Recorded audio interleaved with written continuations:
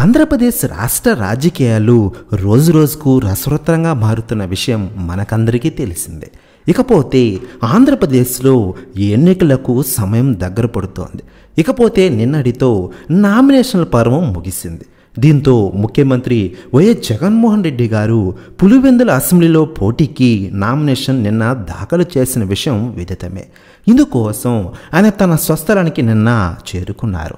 ఇలాంటి సమయంలో జగన్ సొంత చిన్నమ్మ వైఎస్ వివేకానందరెడ్డి గారి భార్య సౌభాగ్యమ్మ గారు షాక్ ఇచ్చారు. తన ఆవేదనను వ్యక్తం చేస్తూ కొడుకు వైఎస్ జగన్కు ఓ ఎమోషనల్ లేఖ రాశారు.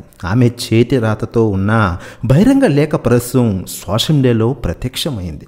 2009లో తండ్రి వైఎస్ రాజశేఖర రెడ్డిని కోల్పోయినప్పుడు నువ్వు ఎంత మనోవేదన అనుభవించావో 2019లో నీ చెల్లి సునీత కూడా అంతే ఆవేదన అనుభవించింది.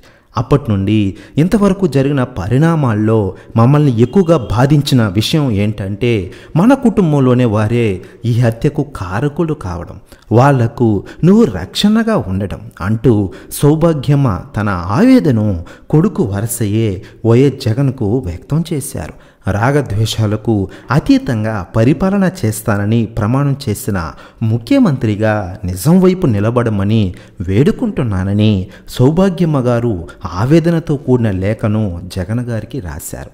ప్రస్తుతం ఈ లేఖ ఆంధ్రప్రదేశ్ రాష్ట్ర రాజకీయాల్లో వైరల్ అవుతోంది. ఇక ఇది ఇలా ఉండగా సౌభాగ్యమ్మ గారు రాసిన లేఖకి కౌంటర్గా వైఎస్ అవినాష్ గారి తల్లిగారైన వైఎస్ లక్ష్మి గారు తాజాగా ఒక లేఖను రాశారు.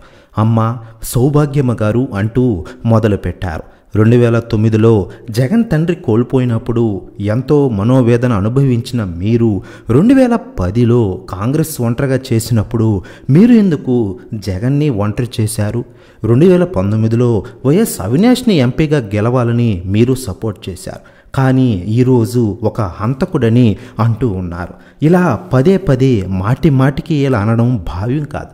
కేసు కోర్టులో ఉంది. నిజం ఎంతో లోతులో దాచినా దాగదు, తప్పకుండా బయటపడుతుంది అంటూ తన లేఖను ముగించారు వైఎస్ లక్ష్మి గారు. దీంతో ఈ రెండు లేఖలు సోషల్ మీడియాలో తెగ వైరల్ అవుతున్నాయి తాజాగా.